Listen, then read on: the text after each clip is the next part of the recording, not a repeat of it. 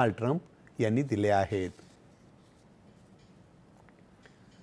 महाराष्ट्राच्या विधानसभेतील कारकीर्द ज्यांच्या नेतृत्वाखाली सुरू झाली आणि ज्यांनी पहिल्याच भाषणावर छान बोललास अशी चिठ्ठी पाठवून शाबासकी दिली ते नारायण राणे साहेब राजकीय वाटचालीत सदैव मार्गदर्शक राहिले आहेत, अशा शब्दात मुख्यमंत्री देवेंद्र फडणवीस यांनी आपल्या भावना व्यक्त केल्या। माजी मुख्यमंत्री आणि खासदार नारायण राणे यांच्या अमृत महोत्सवी वर्ष पदार्पण सोहळ्याप्रसंगी ते बोलत होते।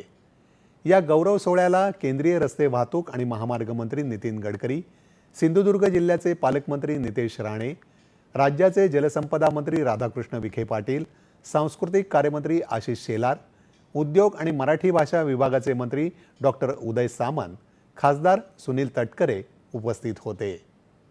अर्थसंकल्पावर भाषण करताना राणे साहेब एखाद्या अर्थतज्ञाप्रमाणे आकड्यांची जी चिरफाड करायचे त्यांना संपूर्ण सभागृह स्तब्ध व्हायचं। संसदीय यशाचं आणि बजेट कसं वाचावं या पुस्तकाच्या प्रकाशनाचं श्रेयही राणे साहेबांच्या पुढाकाराला जातं, अशी कृतज्ञता मुख्यमंत्र्यांनी व्यक्त केली। आणि विशेषतः कोकणाच्या बद्दल त्यांचं प्रेम हे आपल्या सगळ्यांना माहिती आहे। कोकणाच्या विकासाच्या संदर्भात खऱ्या अर्थानं जर या विकासाला दिशा देण्याचं काम हे कोणी केलं असेल तर ते राणे साहेबांनी त्या ठिकाणी केलं। आणि आजही कधीही जर आम्ही त्यांच्याशी चर्चा करायला लागलो तर त्यांचा पहिला विषय तोच असतो, कोकणाचा जीडीपी कसा वाढवायचा, कोकणाचं पर कॅपिटा इन्कम कसं वाढवायचं, कोकणामध्ये मोठ्या प्रमाणात रोजगाराच्या संधी कशा वाढवायच्या।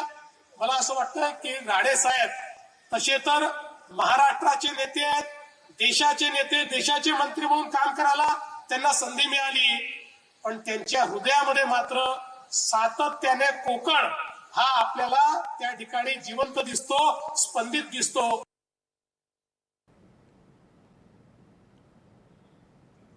एक प्रभावी आणि आदर्श विरोधी पक्षनेता म्हणून आजही राणे साहेबांची ओळख कायम असून त्यांनी विधानसभेत केलेल्या भाषणांचा अभ्यास नवीन सदस्यांनी करायला हवा, इतके ते मार्गदर्शनपर असल्याचं केंद्रीय रस्ते वाहतूक आणि महामार्ग मंत्री नितीन गडकरी यांनी यावेळी सांगितलं। आयुष्यात नेहमी माणुसकीला महत्त्व दिलं, कारण माणूस म्हणून जगणं हेच खऱ्या अर्थानं मोठं यश आहे, असं खासदार नारायण राणे यांनी गौरव सोहळ्यानिमित्त कृतज्ञता व्यक्त करताना सांगितलं।